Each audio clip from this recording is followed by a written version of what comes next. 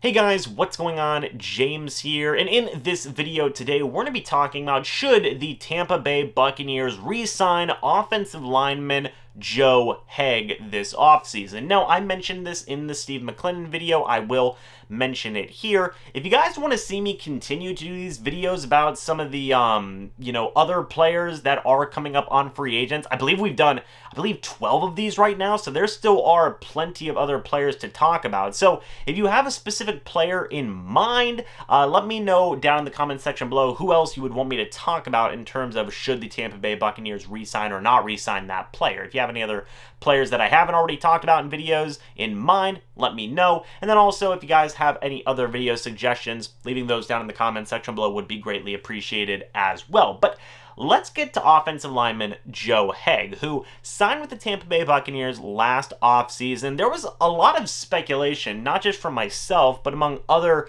Buccaneers content creators, Buccaneers fans, about what Joe Haeg's role was going to be. Some people thought he was going to play right tackle. Some people thought he was going to play right guard.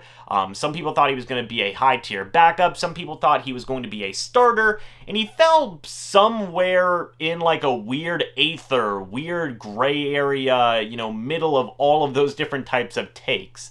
While he wasn't a starter, he still was a pretty decent backup, and he did work into the rotation for the Tampa Bay Buccaneers offense in certain situations. A lot of people have pointed out to me, and I've seen it myself, that whenever the Buccaneers did have extra offensive linemen on the field, Joe Haeg was usually that first guy who they would put out there as that extra blocker, along with other guys like Rob Gronkowski, among others. He did have to fill in certain situations as a starter when I believe it was it Ali Marpet who was dealing with an injury, and then Joe Haeg played at left guard. Didn't do the best, and then they moved Ryan Jensen over to left guard, which that actually worked out pretty darn well for the Bucs. So you also have some situations where he's had to play at right guard, and all these other different types of ways Joe Haeg's been able to see the field. He wasn't a starter per se, but he wasn't necessarily strictly a backup either. He was somewhere in between, because that's just how things work in the NFL sometimes. But overall, regardless of whatever, role you want to say that he had, he, in my opinion, had an up and down season in terms of his overall blocking. Everybody remembers that the left guard, when he was, basically the starter for a very limited time in that role, he did not do very good, but in other situations, he did pretty decent. So it really was a hot and cold situation with Joe Haeg. I believe he made around $2.5 to $3 million from the contract the Buccaneers just gave him. In the Super Bowl, he almost had a touchdown, unfortunately dropped it. It is what it is.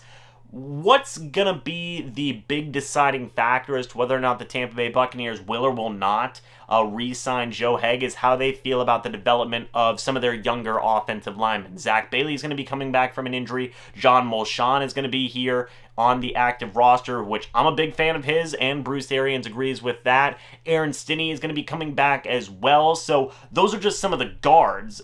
You could hypothetically put Joe Haeg at right tackle, but, like I've talked about with other of these young offensive linemen, flexibility is something that's becoming more and more common with backup offensive linemen. I mean, it's a very important quality to have. So while Joe Haeg has some flexibility, a lot of these younger guys do as well. I know John Molchon can play both tackle and guard and even center. I believe Aaron Stinney, he would probably be staying at guard, but you think of like Zach Bailey, maybe Zach Bailey could play guard or tackle. Brad Seaton is coming back after opting out of this most recent season. So really, there's a lot of guys there. And I think when everything's going to be said and done, I don't think the Tampa Bay Buccaneers should re-sign Joe Haeg. I think that they should focus more on developing some of these younger guys, seeing what they've gotten, guys like John Molchon. Obviously, Aaron Stinney is going to be there. He's pretty much a lock.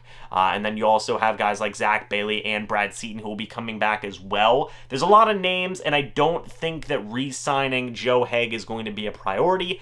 Will they end up re-signing Joe Haeg, though, realistically? I really don't see it happening. I think that the reasons that I gave are pretty good reasons for the Buccaneers to just say, you know what, Joe Haeg, thank you, you're a Super Bowl champion now, go into free agency, make, maybe a little bit more money, maybe a similar contract to what we gave you for that 1 year, and just, go play for a different team.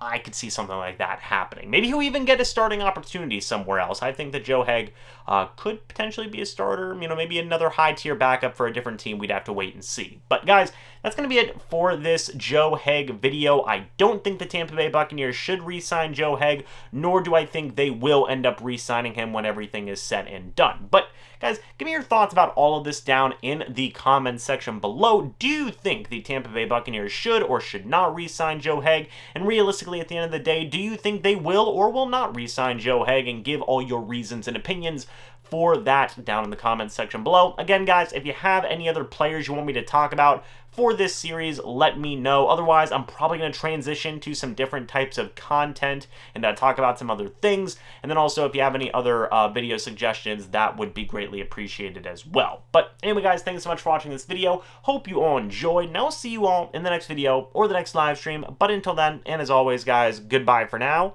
and go Bucs.